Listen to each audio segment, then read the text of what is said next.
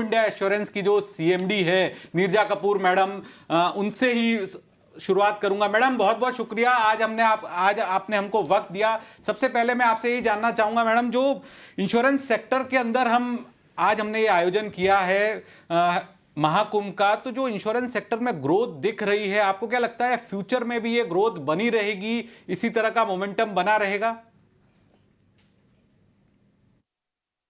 भारत के insurance sector में अभी हम देख रहे हैं कि पिछले 4-5 सालों से CAGR है, जो कंपाउंड एवरेज ग्रोथ रेट है, 15 से 17% का चल रहा है। तो अभी हाल ही में इस फाइनेंशियल ईयर की जो कंप्लीशन है, इट इज एक्सपेक्टेड कि सारी जनरल इंश्योरेंस कंपनीज का जो कंबाइंड फिगर होगा, premium figure, it would have crossed 3 lakh crore, that's about $35 billion.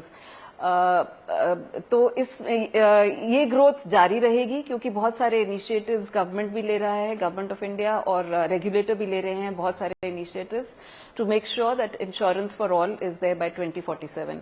तो ये ग्रोथ जारी रहेगी एंड उम्मीद है कि जनरल इंश्योरेंस सेक्टर बहुत बढ़ाई करेगी। मेन सेक्टर्स जहां पे ग्रोथ हम देख रहे हैं वो है हेल्थ इंश्योरेंस सेक्टर और मोटर इंश्योरेंस सेक्टर, और आशा है कि आगे वाले दिनों में भी ये दोनों सेक्टर्स में ज्यादा बढ़ोतरी होगी। Thank you ma'am.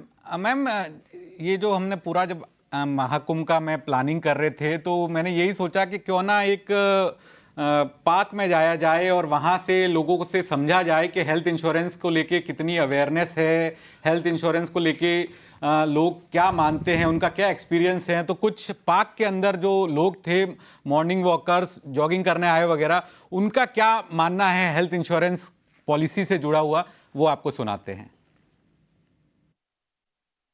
इंश्योरेंस तो 100% कंपलसरी होना चाहिए मेरे हिसाब से, because for either it is a pre-COVID or post-COVID, insurance should be available with each and every individual as per whatever their income group category is that.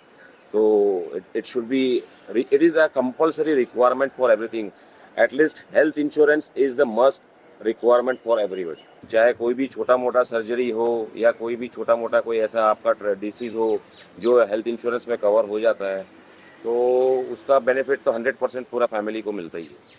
और ताकि आपको unnecessary emergency में टाइम पे आपको कोई बर्डन, एक्स्ट्रा बर्डन ना आए आपके ऊपर। Health insurance, I think it's like not just an option, but it's a necessity. In today's situation, like health expenses are so much that one can't easily afford, right? So it's a must to have. I mean, you can't just avoid it. I think health insurance सबको लेना चाहिए, वो आपकी पूरी family को support करता है, क्योंकि जब किसी को प्रॉब्लम आती है तो वही हेल्थ इंश्योरेंस से आप जितना भी पैसा आपका जो सेविंग रहता है वो आप अपना पैसा ना लगा के हेल्थ इंश्योरेंस के थ्रू क्लेम कर सकते हैं। तो आजकल हमारे देश में सारी अच्छी कंपनियां हैं इंश्योरेंस की कंपनी में, बट मेरे को लगता है पूरे इंडिया में सबका हेल्थ इंश्योरेंस एटलीस्ट 3 से 5 लाख का होना चाहिए फैमिली का, minimum. Health insurance definitely is beneficial. There is a myth with most of the people that it should be bought only after you cross a particular age. But my experience has been that health insurance or any type of insurance, even if it is a term insurance, should be taken in the early stage of the life only. So that, see, health insurance के साथ premium change होता रहता है, but you never know कब आपको requirement आता है. And when that requirement comes, then many times we are not, I think we are not covered, or we are not prepared to handle those sort of upfront payments. So क्योंकि already आपकी life में बहुत सारे और आपको expenses plan करने होते हैं, and if any medical emergency comes, then that comes out of a surprise. So it is always better to have a health insurance very much upfront in your career.